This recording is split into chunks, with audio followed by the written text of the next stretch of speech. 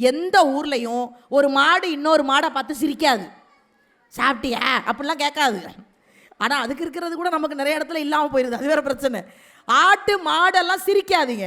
மனுஷங்களுக்கு மட்டும்தான் சிரிக்கக்கூடிய தன்மையை கொடுத்துருக்காங்க. அதனால வாழ்க்கையில் என்ன பிரச்சனை நடந்தாலும் சிரிச்சுக்கிட்டே அதை ஹேண்டில் பண்ணுங்களேன். வாழ்க்கை எப்போவுமே சந்தோஷமாக இருக்கும். 2 வீடியோ கால் வந்திருக்கு எங்கள் வீட்டுக்கார்ட்டேருந்து. சார், டெய்லி சாப்பிடும்போது மனைவி முகத்தை பார்த்துட்டு சாப்பிட்ற ஆண்கள் எத்தனை பேர் சார்? 2 கையை தூக்குனவரே.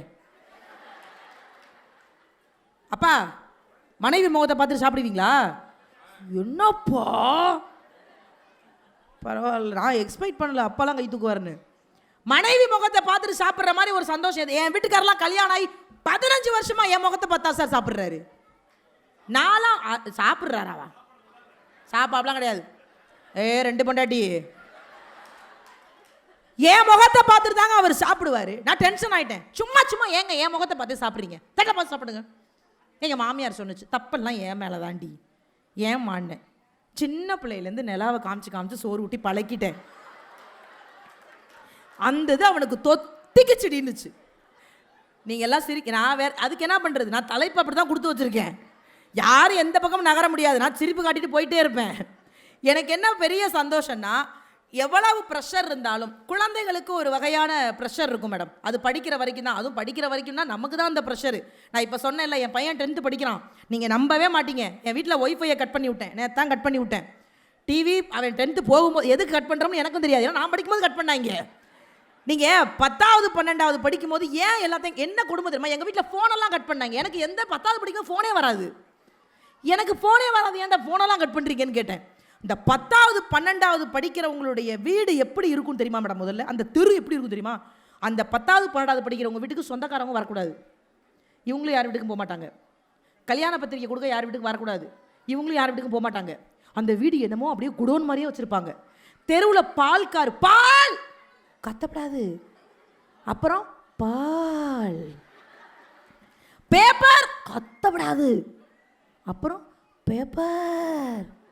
பிள்ளை 10வது எங்கே இருக்குது? பக்கத்து வீட்டில் டிவி பார்த்துக்கிட்டு இருக்கு. அவன் ஜாலியாக இருப்பான். இந்தா இப்போ என் பையெல்லாம் ஃபோன் அடிக்கிறான், ஏதாவது ஆர்டர் பண்ணி கொடுன்னு. நான் வயிற்றில் நெருப்பை கட்டிட்டு உட்காந்துருக்கேன். நீ எப்போ பாஸ் பண்ணுறியோ அன்னைக்கு 235 எடுறா போதும்னு சொல்லி வாழ்ந்துக்கிட்டு இருக்கேன் நான்லாம். ஆனால் உண்மையே சொல்லணும்னா ஒவ்வொரு நாளும் என்னை விட அவர் தான் வேண்டுறாரு. ஏன்னா இது வரைக்கும் அந்த ஸ்கூலில் அவர் நம்பரை பிளாக் பண்ணாமல் வச்சுருக்காங்க. அவன் ரிசல்ட் வரும்போது தான் அவர் நம்பர் பிளாக் லிஸ்ட்டுக்கே போகும். பெரிய கொடுமை என்ன தெரியுமாங்க? இவங்களுக்கு ப்ரெஷரே கிடையாது. அதனால் அவங்க ஒரு வகையாக ஜாலியாக இருப்பாங்க. நீங்கள் நல்லா கவனிச்சு பாருங்கள், பசங்க ஜாலியாக தான் இருப்பாங்க.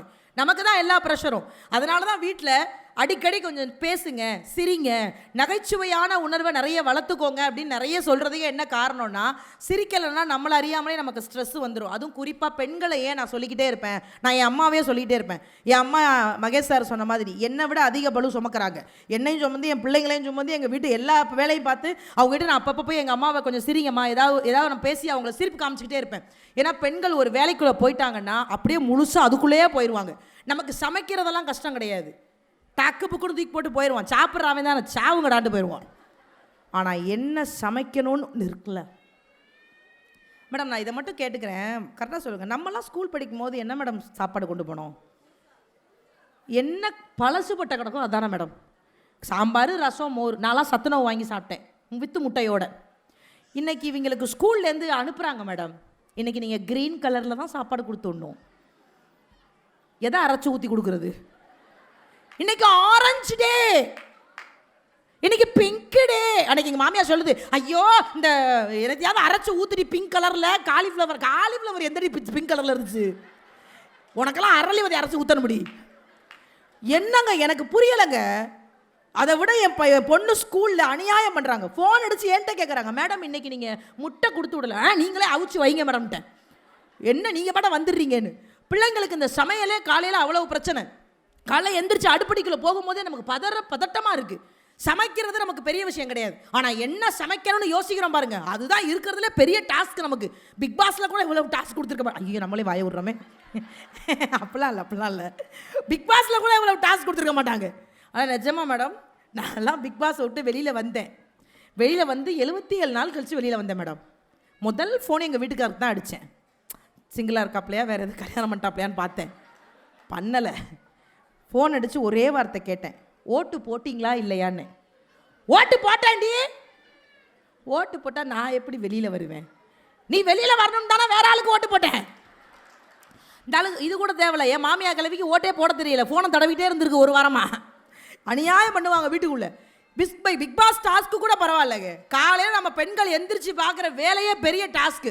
நான் அப்படி கேள்வி கேட்டு நடுவில் டிஸ்டர்ப் பண்ணுறேன்னு தப்பாக நினைக்காத ஆண்களே. ஏன்னா நாங்கள் பேசும்போது நான் மட்டும் பேசக்கூடாது, உங்களோடையும் கொஞ்சம் பேசணும். யாரெல்லாம் உங்கள் மனைவி சாப்பாடை இது வரைக்கும் பாராட்டினதே கிடையாது?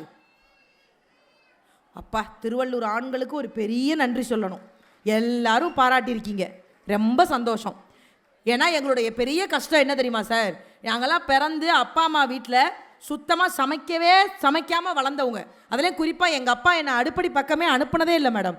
வெயில் அந்த நெருப்பு பட்டு பிள்ளை கருத்து போயிடும் அப்படின்னு அடுப்படி பக்கமே அனுப்புனது கிடையாது. அப்படியெல்லாம் ஜாலியாக வந்து இந்த வீட்டுக்குள்ளே வந்தால் ஊன்னு சமைக்க வச்சுட்டாங்க என்னையே. நானும் மாங்குன்னு சமைப்பேன். எங்கள் வீட்டுக்காரர் சாப்பிடும்போது மட்டும்தான் சிரிப்பார். நான்லாம் ஒரு நாள் கேட்டே போட்டேன், ஏங்க சாப்பிடும்போது சிரிக்கிறீங்க, என்ன துன்பம் வரும்போது சிரி, நான் எங்கே சிரித்து பழகிட்டு இருக்கேன்னாரு. எல்லா பெண்களும் விதவிதமாக சமைச்சு கணவனுக்கு பரிமாறி விட்டு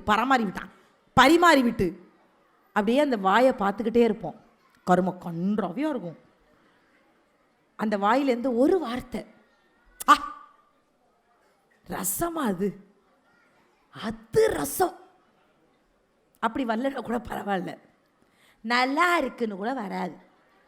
ஜேசிபி மிஷினில் மண்ணள்ளி திங்கிற மாதிரி தின்னுட்டு எந்திரிச்சு கையை கழுவும் போது எல்லா ஆம்பளையும் ஒரு வார்த்தையை ஒன்று சொல்லுவாங்க, எல்லாம் நல்லா தான் இருந்துச்சு, பட் எங்கள் அம்மா கை மாதிரி இல்லை, வரும்போதே வெட்டி எடுத்துகிட்டு வாங்கடா, குழம்புக்குள்ளே விட்டு 2 ஆட்டை ஆட்டிக்கிறோம். என்னென்ன அநியாயம் பண்ணுவாங்க தெரியுமா? இந்த சமையலுங்கிறது அவ்வளவு கஷ்டமான வேலை மேடம். என்னென்ன எல்லா பக்கமும் நம்மளுக்கு ப்ரெஷர் கொடுக்க வேண்டியது. நம்ம எவ்வளவு கஷ்டப்பட்டு சமைச்சு கொடுக்குறோம் அவங்களுக்கு. சாப்பிட்டுட்டு நல்லா இருக்குடா தங்கம், சூப்பராக இருக்குடா பட்டு குட்டி. வீட்டில் சண்டையே வராமல் இருக்கிறதுக்கு உங்கள் உடன் பிறப்பாக நினச்சி நான் ஒரு சின்ன டிப்ஸு கொடுக்குறேன். இனிமேல் உங்கள் வீட்டில் சண்டையே வராது. நான் சொல்கிறத மட்டும் ஃபாலோ பண்ணுங்கள். அது ஆண்களாக இருந்தாலும் சரி, பெண்களாக இருந்தாலும் சரி. டெய்லி காலையில் வேலைக்கு போகும்போது உங்கள் வீட்டு வாசப்படி வரைக்கும் வந்து நின்று உங்கள் பொண்டாட்டி போயிட்டு வாங்க தான், போயிட்டு வாங்க மாமா, இல்லை போயிட்டு வாடா அப்படின்னு, இதுக்கு மட்டும் நல்லா சிரிங்க. போயிட்டு வாங்க மாமா அப்படின்னு சொல்லும்போது அப்படியே பறக்கக்கூடாது. திரும்பி பொண்டாட்டியை பார்த்து, எப்படி கல்யாணத்தன்னைக்கு பார்த்த மாதிரியே இருக்க, அது உலகமாக போயின்னு எங்களுக்கும் தெரியும். நாங்கள் திரும்பி சொல்லுவோம், நீங்கள் மட்டும் என்ன பொண்ணு பார்க்க வந்தோடனே எப்படி இருந்தீங்களோ அப்படியே இருக்கீங்க. அப்படியா இருப்பீங்க? பொண்ணு பார்க்க வந்தன்னைக்கு மண்டை நிறையா முடி இருக்கும், இப்போ வெறும் மண்டை மட்டும் தான் இருக்கும். பொண்ணு பார்க்க வந்தன்னைக்கு வயிறே இருக்காது, இப்போ வயிறு மட்டும் வாசப்படி வரைக்கும் வந்து கிடக்கும். எல்லாத்தையும் அனுசரித்து வாழ்கிறது கிடையாது. ஒரு சின்ன பாராட்டு சார். இன்றைக்கி என்னை பொறுத்த வரைக்கும் என்ன தெரியுமா, பாராட்டுறதுக்கு நேரம் இருந்தால் கூட மனைவியை பார்த்து நல்லா இருக்குடா, நல்லா சமைச்சிருக்க, நல்லா ட்ரெஸ் பண்ணியிருக்க, அழகாக இருக்க, இந்த வார்த்தை சொல்கிறதுக்கு இன்றைக்கி எந்த ஆண்களுமே தயாராக கிடையாது. அப்படியே ஆனாலும் நம்மளும் சும்மா கிடையாது. நான் இப்போ சமீபத்தில் ஒன்று படித்தேன், நல்லா இருந்துச்சு, எனக்கு அது பிடிச்சிருந்துச்சு. பூ கேட்டால் என் மனைவி மேல் உள்ள காதலால் பூ தொட்டியே வாங்கி கொடுத்தேன். தண்ணீர் கேட்டால் ஆப்பிள் ஜூஸ் வாங்கி கொடுத்தேன். செருப்பு கேட்டால் ஷூ வாங்கி கொடுத்தேன். எல்லாத்தையும் கேட்டு கடைசியாக ஒன்று கேட்டா, நான் ஒன்று கேட்குறேன், நீ ஒன்று வாங்கி கொடுக்குறிய, செவிட்டு போயலான்னு கேட்டா. எனக்கு அது படித்து ரொம்ப நேரம் சிரித்து பார்த்தேன். ஏன்னா நம்மளை மாதிரியே ஒருத்தர் எழுதி வச்சுருக்காங்கன்னு. நீங்கள் குடும்பங்களில் இன்றைக்கி நிறைய இடத்துல சண்டை வர்றதுக்கு பெரிய காரணமே உட்காந்து ஒரு 10 நிமிஷம் 15 நிமிஷம் பேசாமல் இருக்கிறதாங்க பெரிய காரணம். ஆண்களை பொறுத்த வரைக்கும் என்ன நினச்சிக்கிறாங்கன்னா, பெண்கள் ரொம்ப பேராசை பிடிச்சவங்க, நிறையா கேட்பாங்க, நிறைய ஆசைப்படுவாங்க, புடவை நகை. என்னைக்காவது நம்ம நகைக்கு ஆசைப்பட்டிருக்கோமா மேடம்? ஆசைப்படுற நிலைமையிலையா மேடம் இருக்குது? முன்னாடியெல்லாம் புருஷன் சும்மாவாது தங்கம்னு கூப்பிடுவார், இப்போ கூப்பிட பதறாரு. 1,25,000 அப்படியே தங்க விலை ஏறி போச்சு. தங்கம்னு கூட கூப்பிட்றதில்ல. எனக்கெல்லாம் உண்மையிலேயே, எனக்கு மட்டும் இல்லை, எல்லா பெண்களுக்கும் தங்கம் வாங்கி கொடுக்குற புருஷனை விட தங்கமாக பார்த்துக்கிற புருஷனை தாங்க எல்லா பெண்களுக்கும் ரொம்ப ரொம்ப பிடிக்கும். அதனால் தயவு செஞ்சு ஆண்கள்னால் ஒரே ஒரு வேண்டுகோள் தான். சரி, இப்படி கேட்குறேன், யாரெல்லாம் உங்கள் புருஷன் ஃபோட்டோவை வால்பேப்பரில் வச்சுருக்கீங்க? லேடிஸ் யார்? நான் அவரை வீட்டில் வச்சுருக்கதே பெருசு. நல்ல ஊருங்க இந்த ஊர். மொத்தமே ஒரு பிளான் பண்ணிக்கிறீங்க, யார் கை தூக்குனாலும் 7 பேருக்கு மேலே தூக்கவே மாட்டேங்கிறீங்க. எவ்வளவு பிரச்சனை வந்தாலும் சரிங்க. இங்கே நாங்கள் முன்னாடியெல்லாம் சொல்லுவோம், ஆண்கள் முன்னாடியெல்லாம் புரிதல் இல்லாமல் இருப்பாங்க, ஏதாவது ஒரு வகையில் சண்டை போடுவாங்க. ஆனால் இன்றைக்கி என்ன பெரிய சந்தோஷம்னா, நிறைய ஆண்கள் பெண்கள் படித்து ஒன்றா படிக்க ஆரம்பித்ததுனால வீட்டிலேயே அந்த நட்புறவுங்கிறது நிறைய இருக்குது. இப்போ ஹஸ்பண்ட் அண்ட் ஒய்ஃபுங்கிறத விட நிறைய ஃப்ரெண்டாக பேசிக்க ஆரம்பிச்சிட்டோம், நிறைய பேச ஆரம்பிச்சிட்டோம். அதனால் இன்னும் கூடுதலாக நீங்கள் என்ன சொன்னாலும் அவங்க கேட்குற நிலைமைக்கும் வந்துட்டாங்க. இப்போ ஒன்றும் இல்லை, இப்போ என்னையெல்லாம் எங்கள் வீட்டுக்கார் பொண்ணு பார்க்க வந்தார்ல மேடம், நான் அப்போல்லாம் ஸ்ட்ரிக்டாக சொல்லிட்டேன், பொண்ணு பார்க்க வந்தாரான்னு அதிர்ச்சியாலாம் கேட்காதீங்க, வந்தாரு. என்னைய பொண்ணு பார்க்குறதுக்கு எங்கள் வீட்டுக்காருக்கு முன்னாடி 26 பேர் வந்தாங்க.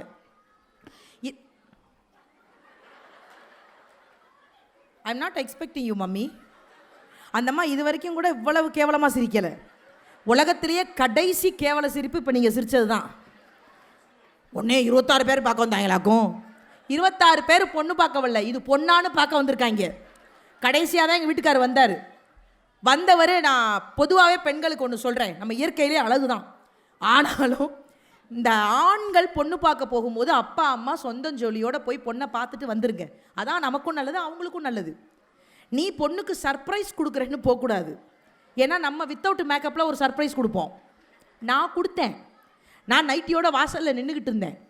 எங்கள் வீட்டுக்காரர் வந்தோடனே எங்கள் அம்மா பதறிட்டாங்க, ஐயோயோ மாப்பிள்ளை வர்றாரு, எருமை மாடு உள்ளே வாடினாங்க. நான் அவரை பார்த்து வீட்டுக்குள்ளே ஓடினேன், அவர் என்னையை பார்த்து வீட்டை விட்டே ஓடிட்டாரு. யாரை கேட்டு பூ வச்ச, ஏண்டா அது காண்டாமிருக மாதிரியே இருக்குது அப்படின்னாரு. அப்புறம் அப்படி இப்படின்னு பார்த்து கல்யாணம் பண்ணி வச்சுட்டாங்க. இந்த வாழ்க்கையில் பெரிய சந்தோஷம் என்ன தெரியுமா, நான் நிறைய பேர்கிட்ட சொல்லுவேன், நம்ம கலரை வச்சு நம்ம நிறைய டாமினேஷன் பண்ணுவாங்க, நம்ம உருவத்தை வச்சு நிறைய டாமினேஷன் பண்ணுவாங்க. இதெல்லாம் கடந்தும் நம்ம எப்படி சந்தோஷமாக இருக்கணும், இது நானே ஒரு எக்ஸாம்பிளாக நான் சொல்லிப்பேன். என்னை கிண்டலுக்கு கலாய்க்கிறதுங்கிறது நானே என்னை கலாய்ச்சிப்போம். ஆனால் போகிற இடங்களில் நம்மளை சில இடத்துல கலாய்க்கும் போதெல்லாம் அதில் பெருசாக காதலே வாங்கிக்க மாட்டேன். இது ஏன்னா நான் கலக்கப்போது யார் முடிஞ்சு வரும்போது, ஏன்னா இந்த மேடையில் அதை சொன்னால் சரியாக இருக்கும்னு நினைக்கிறேன். கலக்கப்போது யார் முடிஞ்சு வரும்போது எனக்கு அந்த கமெண்ட்ஸ் எல்லாம் பார்த்தீங்கன்னா, இது ஒரு மூஞ்சி, இது ஒரு முகரை, இது ஒரு ஆள், இதுக்கெல்லாம் கல்யாணம் ஒரு கேடு அப்படிலாம் நிறைய வரும். நான் மகேஷ் அவர்களை இப்போ கிடையாது, ரொம்ப வருஷமாகவே உடன்பிறப்பு. எதாக இருந்தாலும் குடும்ப ரீதியாக அவர்கிட்ட கொஞ்சம் பேசுவேன். இப்போ நான் அவர்கிட்ட தான் ஒரு நாள் உட்காந்து பேசிகிட்டு இருந்தேன். இந்த கமெண்டெல்லாம் படிக்கும்போது ரொம்ப கஷ்டமாக இருக்குது சார், எல்லாம் திட்டிகிட்டே இருக்கானுங்க சார், நான் யாருன்னே தெரியல, ஏன் சார் என்னையை போய் என்னையே திட்டினா பரவாயில்ல சார், எங்கள் பாட்டியெல்லாம் திட்டுறானுங்க சார் அப்படின்னு. அவர் ஒரே வார்த்தை தான் சொன்னார், நான் இத்தனை வருஷம் இந்த துறையில் நான் பயணிச்சுக்கிட்டு இருக்கேன், ஒரு நாள் கூட சமூக ஊடகத்தினுடைய கமெண்ட்டை நான் ஒன்று கூட நான் படித்ததே கிடையாது. அதுக்கு என்ன காரணம்னா, யார் எழுதுகிறாங்க அந்த கமெண்ட் எழுதுகிறாங்களோ அவங்களுடைய வாழ்க்கை முறையை பற்றி தான் அவங்க எழுதுவாங்க. அவங்க எப்படி வாழ்கிறாங்களோ அந்த மாதிரி தான் அவங்களுக்கு வார்த்தை வெளியில் வரும். நீ நல்லா வாழ்ந்தினா நல்ல வார்த்தையாக வரும், நீ கெட்டா வாழ்ந்தினா நீ கெட்ட வார்த்தையாக தான் வரும். அதனால் என்றைக்குமே உங்களுடைய கமெண்ட்டை நீங்கள் படிக்கவே படிக்காதீங்க. நீங்கள் அடுத்தவங்களுக்கு நல்ல வார்த்தை எழுதுகிற அளவுக்கு உங்கள் வாழ்க்கையை உயர்த்திக்கிட்டு போங்கன்னா அன்றைக்கி அவர் சொன்னார். அதுலேருந்து நான் கமெண்ட்டை பார்க்குறதே கிடையாது. இந்த கலர் டாமினேஷனுங்கிறது எல்லா இடத்துலையும் இருக்கும் மேடம். நான் பெண்கள் ஆண்கள் 2 பேருக்குமே சொல்கிறேன், 2 பேருக்குமே இருக்கும். அதெல்லாம் தூக்கி வெளியில் எரிஞ்சிட்டு போயிட்டே இருக்கணும். நான் எதை பற்றியும் கவலைப்படுறதே கிடையாது சார் இப்போல்லாம். அதனால தான் நானே சொல்லிக்கிறது, நயன்தாரான்னு எவனும் சொல்ல மாட்டேன்ட்டாங்க. கொஞ்சம் குண்டா இருந்துட்டோம்னா நம்மளை அநியாயத்துக்கு பேசுவாங்க. நான் உண்மையிலே கல்யாணம் பண்ணி கொடுக்கும்போது எல்லா அப்பாவும் ஒரு நல்ல வார்த்தை சொல்லி கட்டி கொடுப்பாங்க. நான் நல்ல வார்த்தை சொல்லி எங்கள் அப்பா கட்டி கொடுத்தாரு. என் பிள்ளை இருக்கிற இடமே தெரியாதுன்னாரு. கல்யாணம் முடிஞ்சு 2 நாள் கரண்ட் இல்லை, மொத்த குடும்பம் என்னை வீட்டுக்குள்ளே தேடிட்டு இருக்காங்க. எங்கடா ஆளை காணோம்னு. நல்ல வேலை லைட்டாக சிரிச்சு வச்சேன். எங்கள் மாமனார் சொல்லிட்டார், இந்த இருக்காடா. நம்ம அதை பற்றி கவலையே படுறதில்லை. ஆனாலும் ஒரு பெரிய சந்தோஷம் என்ன தெரியுமா, டெய்லி காலையில் எங்கள் வீட்டுக்காரி என் முகத்தில் தான் சார் முழிப்பார். கண்ணை மூடிக்கிட்டு தங்க குட்டி, பின்னாடி எங்கள் மாமியார் சொல்லும், லூசு பைய மாடு மாதிரி இருக்கா தங்க குட்டியான். நான் ஜங்குன்னு போய் எங்கள் வீட்டுக்காரர் முன்னாடி நிற்பேன். கண்ணை திறந்து பார்த்து ஈன்னு இழிச்சிட்டு திரும்ப தூங்கிடுவார். நான் கேட்டேன், முழிக்கிறதே எந்திரிச்சு வேலைக்கு போகிறதுக்கு தான், எதுக்கு திரும்ப திரும்ப தூங்குறீங்க என்ன? இல்லை முழிச்சு பார்ப்பேன், இன்னும் இருட்டாக இருக்குது, விடியலைன்னு படுத்து தூங்கிடுவேன்னாரு. அவர் 10 வருஷமாக என்னை விடியாமுஞ்சியாவே பயன்படுத்தியிருக்காரு. ஆனால் வாழ்க்கையில் நான் கற்றுக்கிட்ட ஒரே ஒரு விஷயம் சார், யாருக்காகவும் நம்ம வாழக்கூடாது, அடுத்தவர்களுக்கு பிடிக்குங்கிறதுக்காக நம்ம வாழக்கூடாது. நம்ம ஒரு ட்ரெஸ் பண்ணிவிட்டு மற்றவங்க அந்த ட்ரெஸ்ஸு நல்லா இருக்கும், நல்லா இருக்குது அப்படின்னு சொல்லணும்னு நினச்சாலே நம்ம சுயமரியாதை தோற்று போச்சுன்னு தாங்க அர்த்தம். அடுத்தவர்களுக்காக பொம்மையாக வாழ்கிறத விட நமக்கு பிடிச்ச மாதிரி நம்ம வாழ்க்கையை செம்மையாக வாழ்ந்துட்டு போயிடணும். அதாங்க வாழ்க்கை. அந்த வாழ்க்கையை எல்லாருமே வாழணும். ஆம்பளை பொம்பளை எல்லாரும் தான். இந்த குண்டா இருக்கும் நீ வந்த உடனே எங்கள் அருணா மேடமாக அவங்க ஃப்ரெண்டு தான் கேட்டாங்க, மேடம் வெயிட் லாஸ் எப்படி பண்ணீங்க? ஆம்பட்ட கஷ்டம் எனக்கு தானே தெரியும். இங்கே இருக்கிற எல்லாருக்கும் சொல்கிறேன், இந்த நெட்டில் டிவியில் இந்த சோசியல் மீடியாவில் 30 நாளில் லெமன் ஜூஸ் குடிங்க குறைஞ்சிரும் அப்படிம்பாங்க. பால் டாயில் தவிர எல்லாத்தையும் குடிக்க சொல்லுவாங்க. குடிச்சிடாதீங்க, அதெல்லாம் வேணாம். ஏன்னா நான் குடித்தேன் எல்லா கருமத்தையும். தேன், லெமனு, ஹாட் வாட்ரு, அம்மாடி. நான் ஆசிட் மட்டும் தான் மேடம் குடிக்கலை. அதையும் எங்கள் வீட்டுக்காரர் எனக்கு தெரியாமல் வாங்கி கொடுத்தாரு. இதை குடி கரைஞ்சிரும்னாரு. நீ என்ன கரைக்க முயற்சி பண்ணுறடான்ட்டேன். எல்லாம் குடிச்சு பார்த்தா குறையலை. சரி ஃபைனாக என்ன நான் குண்டா இருக்கேன்னு எங்கள் வீட்டுக்காரர் வருத்தப்படல மேடம், பக்கத்து வீட்டுக்காரர் வருத்தப்படுறாரு. எங்கள் வீட்டுக்காரர் வண்டியை எடுக்கும் போது தான் பக்கத்து வீட்டுக்காரர் கேட்குறாரு, என்ன பாய் காலையில் இவ்வளோ லோடை தூக்கிட்டு எங்கே போகிறீங்கன்னாரு. ஆத்தாடி ஆத்தோ 10 கிலோவாவது குறைச்சாகணும்னு டெய்லி வாக்கிங் போனேன் சார். 2 கிராமம் என்னமோ குறைஞ்சிச்சு. என் ஃப்ரெண்டு சொன்னாங்க, சப்பாத்தி சாப்பிடு, இந்த ஒயிட் ரைஸ் எல்லாம் கட் பண்ண. மேடம் சத்தியமாக சொல்கிறேன் மேடம், சோறுனா சொர்க்கத்தையே பார்ப்பேன் மேடம். நான் 3 வேளைக்கு 7 வேளை திங்கிற குடும்பம் மேடம் என் குடும்பம். ஒயிட்டெல்லாம் கட் பண்ணுன்னாங்க. எனக்கு ஒயிட்டை கட் பண்ணதுக்கப்புறம் எனக்கு கண்ணு தெரியாமல் போயிடுச்சு மேடம். ஐயோ இந்த வாழ்க்கையை நம்ம வாழணுமா, அந்த பிரபஞ்சத்தில் நம்ம இப்படி ஒரு வாழ்க்கையை வாழணுமா, இருந்தாலும் பரவாயில்ல ஸ்லிம்மானா நம்மளை ஏதாவது ஒரு திரைப்படத்தில் கதாநாயகியாக கூப்பிடுவாங்க, அஜித் சாருக்கு நம்ம ஜோடியாக நடிச்சிடலாம் அப்படின்னு ஒரு ஆசையில் இந்த உடம்பை குறைக்க ஆரம்பித்தேன் மேடம். மொட்டை மாடியில் இங்கேருங்க சமோசாவை தின்னுபிட்டீங்களா, எப்படி அவர் என்ன உங்கள் தட்டில் எடுத்துனாரா, என்னங்க தட்டை மாற்றிவிட்டீங்க. அவர் நல்ல மனுஷன், எனக்கு புக்கு கொடுத்தாரு. ஆமாம் மேடம், மேடம் நம்ம வந்தோடனே ஷேர் பண்ணி சாப்பிடுவோம். டெய்லி காலையில் வாக்கிங் போனேன் மேடம், கொஞ்சம் கூட குறையல சார். மொட்டை மாடியில் 8 போட்டு நடந்தா நல்லா இருக்கும்னு யாரோ சொன்னாங்க. நானும் மொட்டை மாடியில் 8 போட்டு நடந்துக்கிட்டே இருக்கேன். கீழேருந்து எங்கள் மாமனார் கத்துறாரு, இருக்க பில்டிங் இறங்குது மரியாதையாக இறங்குனாரு. ஒரு முடிவு பண்ணேன், யாருக்காகவும் நம்ம வாழவே கூடாதுடா, நமக்கு பிடிச்ச மாதிரி உணவு கட்டுப்பாடு. இன்றைக்கி நிறைய பெண்கள் ஆண்கள் இருக்கீங்க, இந்த சமூக வலைதளங்கள் எவ்வளவுதான் பயன்பாடாக இருந்தாலும் கூட சில விஷயங்களை தவறாக நம்மக்கிட்ட கொண்டு வந்து சேர்க்குது. ஆரோக்கியம் உணவே மருந்துன்னு வாழ்ந்த குடும்பங்க நம்ம குடும்பம்லாம். சாப்பிட்ற சாப்பாடு கூலை குடிச்சிட்டு காலை அடக்குனாங்க, பீஸாவை தின்னுபிட்டு கோழியை பிடிக்க முடியாமல் தெரியும். இந்தா போயிருச்சே போனா போ. காலை பழைய சோறு. எனக்கு என்ன தெரியுமாங்க ஆச்சரியமாக இருக்குது, 5 ஸ்டார் ஹோட்டல்லாம் பழைய சோறு விற்கிறாங்க மேடம். நாம் பெற்றிருக்கிறது பழைய சோத்தை கூட வாட் இஸ் சப்புன்னு அரையன் போல் வரும் எனக்கெல்லாம். இந்த உணவு முறை அப்படிங்கிற ஒரு விஷயத்தை எப்போ நம்ம மாற்றினமோ, அதுவும் நீங்கள் இந்த ஃப்ரைட் ரைஸுங்கிற தயவு செஞ்சு குழந்தைங்களுக்கு நிறையா வாங்கி கொடுக்காதீங்க, அதெல்லாம் கொஞ்சம் கொஞ்சம் தவிர்த்துக்கங்க. நீங்கள் ஃப்ரைட் ரைஸ் போடும் போதே பார்த்தீங்களா அப்படி மேலே போகும், என்ன சாப்பிட்டா மேலே போயிடுவான், வேற ஒன்றும் இல்லை. அங்கே தான் கூட்டம் அதிகமாக இருக்குது. எது கெடுதலோ அங்கே கூட்டம் தேடி அதிகமாக போவாங்க. இந்த உணவு முறை பழக்க வழக்கத்தை மாற்றினாலே எனக்கு தெரிஞ்சு நம்மலாம் பாதி நல்லாயிருவோம். அதனால் இந்த உடல் குறைக்கணும், நம்ம எப்படியாவது அழகாக இருக்கணும்னாலே நம்ம பாட்டி சாப்பிட்டது, நம்ம அம்மா சமைச்சு கொடுக்குறது, வீட்டில் கையிலேயே சமைக்கிறது, இதை சாப்பிட்டாலே வாழ்க்கை முழுக்க சந்தோஷமாக இருப்போம். எல்லாத்தையும் விட ஒன்று ஒன்றா தேடி தேடி ரசிக்கிறோம்ல, இந்த உலகம் ரசிக்கிறதுக்காகவே நம்ம படைச்சிருக்கோம். நம்ம அப்படி நினச்சிக்கோமே, இந்த உலகத்தை நம்ம தான் படைச்சோம்னு நினச்சிக்கோங்க. எது நடந்தாலும் ரசிப்புத்தன்மையோடு இருங்க. நமக்கு என்ன நடந்தாலும், தோல்வி நடந்தாலும் சரி, வெற்றி நடந்தாலும் சரி, எது நடந்தாலும் சரி, ரசிப்புத்தன்மையோடு இருங்க. எவ்வளோ பிரச்சனை வந்தாலும் என்னை பொறுத்த வரைக்கும் நான் ரொம்ப அதிகமாக ஃபாலோ பண்ணுற ஒரு விஷயம், எனக்கு ஏதாவது கஷ்டம் வந்தால் நான் பயங்கரமாக சிரிப்பேன். அந்த கஷ்டமே என்னை பார்க்கும், இது என்ன கஷ்டம் கொடுத்தாலும் என்ன லூசு சிரிச்சுக்கிட்டே இருக்குது, அப்போ நம்ம போயிடுவோன்னு பக்கத்து வீட்டுக்கு போயிடும். அப்போ கூட அதை நான் பக்கத்து வீட்டுக்கு தான் அனுப்புவேன், வேற எங்கேயும் அனுப்ப மாட்டேன். ஸோ வாழ்க்கையில் காலையிலேருந்து நைட்டு வரைக்கும் வீட்டில் சிரிச்சுக்கிட்டே இருக்க சொல்லலை. அப்படி சிரிச்சுக்கிட்டு இருந்தீங்கன்னா பக்கத்து வீட்டுக்காரன் காலி பண்ணிடுவான் லூசுடான்னு. ஆனால் என்ன பிரச்சனை வந்தாலும் அதற்கு தீர்வுங்கிறது ஒரு சோகம், ஒரு அழுகை அது கிடையவே கிடையாது. அது குறிப்பாக மன அழுத்தத்தை கொண்டு போய் சேர்த்துருங்க. இங்கே இருக்கிற ஆண்களாக இருந்தாலும் சரி, பெண்களாக இருந்தாலும் சரி, வாழ்க்கையில் என்ன நடந்தாலும் குடும்பம்ங்கிற ஒரு உறவு மாதிரி இந்த உலகத்தில் எதுவுமே கிடையாது சார். நம்ம என்னதான் வெளியில் 1000 பேரை சம்பாதிச்சாலும் நீங்கள் தோற்று போனீங்கன்னா அடுத்த நிமிஷம் உங்கள் பக்கத்தில் உட்காந்து நான் இருக்கிறேன்னு சொல்கிற உறவு உங்கள் மனைவி மட்டும்தான் சார். அதை தாண்டிய உறவு இந்த உலகத்தில் எதுவுமே கிடையாது. ஸோ அவங்கக்கிட்ட நீங்கள் கோவப்பட்டு, அவங்கக்கிட்ட நீங்கள் ப்ரெஷர் ஆகி நம்ம என்ன சாதிக்க போகிறோம், அதெல்லாம் எதுவுமே கிடையாது. ஸோ வாழ்க்கை முழுக்க உங்களுக்கு மகிழ்ச்சி இருந்துக்கிட்டே இருக்கணும், நீங்கள் சிரிச்சுக்கிட்டே இருக்கணும் அப்படின்னா வீட்டில் இருக்கிற எல்லாருக்கூடையுமே டெய்லி ஒரு 15 நிமிஷம் பேசி சிரிங்க சார். அதை விட சந்தோஷம் இந்த உலகத்தில் எதுவுமே கிடையாது. அது எல்லாத்தையும் தாண்டி நம்ம இங்கே நிறைய நண்பர்களை வெளியில் சேகரிக்கிறோம். நீங்கள் நல்லா கவனித்து பாருங்களேன், நான் ஏன் மனைவி கிட்ட சிரித்து பேசுங்க அப்படின்னு சொல்கிறோம் அப்படின்னா, நீங்கள் எங்கேயாவது ஒரு பெரிய பெரிய ஷாப்புக்கு போனால் இந்த கஸ்டமரை சாட்டிஸ்ஃபேக்ஷன் பண்ணணும், கஸ்டமர் அந்த ப்ராடக்ட்டை வாங்கணுங்கிறதுக்காக கஸ்டமர்கிட்ட கூட நம்ம சிரித்து பேசுவோம், முதலாளி இதை வாங்குங்க அப்படி இப்படின்னு சொல்லுவோம். ஆனால் வீட்டில் வந்தோடனே மனைவி கிட்ட சிடு சிடுன்னு விழுவோம். அந்த மாதிரி வேலையெல்லாம் பண்ணாமல் வீட்டில் என்னைக்கு வாழ்க்கை சந்தோஷமாக இருக்குதோ அவங்களால தான் பிஸ்னஸ்லையும் ஜெயிக்க முடியும், எங்களை மாதிரி மேடையிலையும் ஜெயிக்க முடியும். ஸோ வாழ்க்கையில் குடும்பத்துலேருந்து ஆரம்பிப்போம். வீட்டில் எப்போவுமே சிரிச்சுக்கிட்டே இருங்க, சந்தோஷமாக இருங்க. முடிஞ்ச வரைக்கும் குழந்தைங்கள்ட்ட நல்ல விஷயத்த சொல்லிக் கொடுங்க, அடுத்தவங்களுக்கு நல்லது பண்ண சொல்லிக் கொடுங்க, யாருக்கும் தீங்கு பண்ணாமல் இருக்க சொல்லிக் கொடுங்க. நான் சமீபத்தில் சொன்ன விஷயத்தை மட்டும் உங்கள் கூட பகிர்ந்துட்டு நான் விடைபெறேன். அது ஒரு கேள்வி தான், அதுக்கு நீங்கள் தான் பதில் சொல்லணும். நீங்கள் எல்லாரும் யார் கரெக்டாக பதில் சொல்கிறீங்களோ அவங்களுக்கு நம்முடைய திருவள்ளூர் மாவட்ட நிர்வாகம், ஏன்னா எல்லாரும் இருக்கீங்களான்னு பார்ப்பேன், யார் இந்த கேள்விக்கு கரெக்டாக பதில் சொல்கிறீங்களோ நம்முடைய மாவட்ட நிர்வாகம் 10 பவுன் நகை வைக்கக்கூடிய டப்பா பரிசு தருவோம். அப்படின்னா நானே வாங்கிட்டு போவேன். ஒரே ஒரு கேள்வி தாங்க. ஒரு பெரிய பணக்காரர், ரொம்ப பெரிய பணக்காரர், ஒரு விலை உயர்ந்த கார் ஒன்று வாங்கினார். அந்த கார் வாங்கினதுலேருந்து ஒரு டிரைவரை கூடவே வச்சுருக்கார்.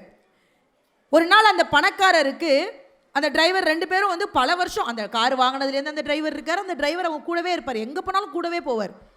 ஒரு நாள் அந்த டிரைவருக்கு பிறந்தநாள் வந்துச்சு. அப்போ அந்த பெரிய பணக்காரர் ஒரு ஜவுளி கடைக்கு போனார். அவர் பெரிய பணக்காரர்னா ஜவுளி கடையில் எல்லாருக்குமே தெரியும். உள்ளே இருந்து ஓடி வந்து சார் என்ன வேணும் என்ன வேணும்னார். என் டிரைவருக்கு பிறந்த நாள்ப்பா, அதான் ஒரு சட்டை எடுக்கலான்னு வந்தேன். உள்ளே இருந்து ஒருத்தர் ஓடி வந்தார், சார் இந்த சட்டை 5000, இந்த சட்டை 6000, இந்த சட்டை 7000. இவர் கடுப்பாயிருச்சு. டிரைவர்னு தெளிவாக தானே சொல்கிறேன், போய் 1000 ரூபாய்க்கு எடுத்துகிட்டு வாப்பா போப்பா அப்படின்னு. ஒரு மாதம் கழித்து இந்த ஓனருக்கு பிறந்தநாள் வந்துச்சு. அதே டிரைவர் அதே கடைக்கு போனார். உள்ளே இருந்தவர் கேட்டார், என்னப்பா டிரைவர் நல்லா இருக்கியா? நல்லா இருக்கேன். உன் முதலாளி நல்லா இருக்காரா? நல்லா இருக்கார். என்ன விசேஷம்? எங்கள் முதலாளிக்கு பிறந்த நாள், சட்டை எடுக்க வந்திருக்கேன். அப்படியாப்பா, சரி சத்த இரு. டிரைவர்னு தெரியும். ஒரு 1000 2000 எடுத்து போட்டாங்க. டிரைவர் கோவம் வந்துருச்சு. என்னானே முதலாளிக்குங்கிற 5000க்கு எடுங்கண்ணே அப்படின்னு இருக்காரு. இப்போ உங்கள்கிட்ட ஒரே ஒரு கேள்வி கேட்குறேன், இந்த கதையில் யார் உண்மையான பணக்காரவங்க? என்னை பொறுத்த வரைக்கும் பணம் படைத்தவர்கள் எல்லாம் பணக்காரர்கள் அல்ல, அடுத்தவர்களுக்கு கொடுக்க வேண்டும் என்ற மனம் படைத்தவர்கள் தான் உண்மையான பணக்காரர்கள். ஸோ வாழ்க்கையில் சந்தோஷமும் அதே மாதிரி தான், சிரிப்பும் அதே மாதிரி தான். நாம் மட்டும் சிரித்தா நல்லா இருக்காது, நம்மளை சுற்றி இருக்கிற எல்லாரையும் சிரிக்க வைக்கணும். எங்களுக்கெல்லாம் இறைவன் கொடுத்த ஒரு பெரிய வரப்பிரசாதமாக பார்க்குறோம். அடுத்தவர்களை விழுந்து விழுந்து சிரிக்க வைக்கணுமே தவிர அடுத்தவர்கள் விழும்போது யாரும் சிரிச்சிடக்கூடாது. பக்கத்தில் இருந்து ஏதாவது ஒரு உதவி பண்ணுங்க, உங்கள் பிள்ளைகளுக்கு சொல்லிக் கொடுங்க. அடுத்து வரக்கூடிய சமுதாயத்திடம் ஆழமாக சொல்லிக் கொடுங்க. உன்னால் முடிஞ்ச ஏதாவது ஒரு உதவி, பண உதவி. என் அம்மா அடிக்கடி சொல்லுவாங்கங்க, பண உதவி பண்ணுறதுக்கு பேரெலாம் உதவி கிடையாது, அது மட்டும் உதவி கிடையாது. அடுத்தவன் கஷ்டப்படும் போது கையை பிடிச்சி மனதால் உதவி செய்வதும் மிகப்பெரிய உதவி தான். வாழ்க்கையில் பிறந்துட்டோம் வளர்ந்துட்டோம் போயிட்டோன்னு இல்லாமல் அடுத்தவர்களுக்கு பயன்பெறும் வகையில் வாழணுங்கிற அந்த வாழ்க்கையை மட்டும் உங்ககிட்ட சொல்லிட்டு உண்மையிலேயே எனக்கு ரொம்ப சந்தோஷமாக இருந்தது. நாங்கள் நிறைய புத்தக திருவிழா, நான் பேசினது கிடையாது, ஆனால் நான் போகிற புத்தக திருவிழாவில் ஏதாவது ஒரு விஷயத்தை கற்றுக்கிட்டு போவேன், அங்கேருந்து ஏதாவது ஒன்று கற்றுக்கிட்டு வருவேன். நான் போகிற நிறைய மேடைகளில் என்னை ஊக்கப்படுத்தக்கூடிய மரியாதைக்குரிய ஈரோடு மகேஷ் அவர்கள் என்னை புத்தக திருவிழாவுக்கு நிறைய கூட்டிகிட்டு போகிறது அவர் தான். இன்னைக்கு கூட வாய்ஸ் மெசேஜ் போட்டார், நீங்கள் எதை பற்றியும் யோசிக்காமல் உங்கள் ஸ்டைலில் பேசுங்க அப்படின்னாரு. அந்த ஊக்கப்படுத்துகிற விதம் இருக்குல்ல, அதில் அவர் அடிச்சுக்க முடியாது, உடன்பிறப்பு. அதனால் சொல்ல வரோம், நிறைய இடங்களுக்கு போகிறோம், இப்போ தான் நாங்கள் கற்றுக்கிட்டு வர்றோம். அதனால் பேச்சில் நிறைய குறைகள் இருக்கலாம், ஆனால் உங்களை சந்தோஷப்படுத்தணுங்கிறது மட்டும்தான் எங்களுடைய முழு வேலையாக இருக்கும். அதனால் கண்டிப்பாக எங்களுடைய பேச்சு பிடிச்சிருந்ததுன்னா நீங்கள் தொடர்ந்து எங்களுக்கு சப்போர்ட் பண்ணுங்கள். ரொம்ப ரொம்ப நன்றி. திருவள்ளூர் மாவட்ட நிர்வாகம் மறக்கவே முடியாது. இவ்வளோ அழகாக எங்களை கூப்பிட்டு இவ்வளோ அழகாக எங்களை கவனித்த எல்லாருக்கும் அருணாக்கு ஒரு பெரிய நன்றி. அருண் சார் உங்களுக்கு ஒரு பெரிய பெரிய நன்றி. தொகுப்பாளினிக்கும் ஒரு பெரிய நன்றி. நீங்கள் அந்த வார்த்தை சொன்னீங்கல்ல, அது அவர் கேட்கல, அதனால் இன்னொரு ஸோ அதனால் நான் எதுவுமே கேட்கல, அவங்களா பேசுகிறாங்க.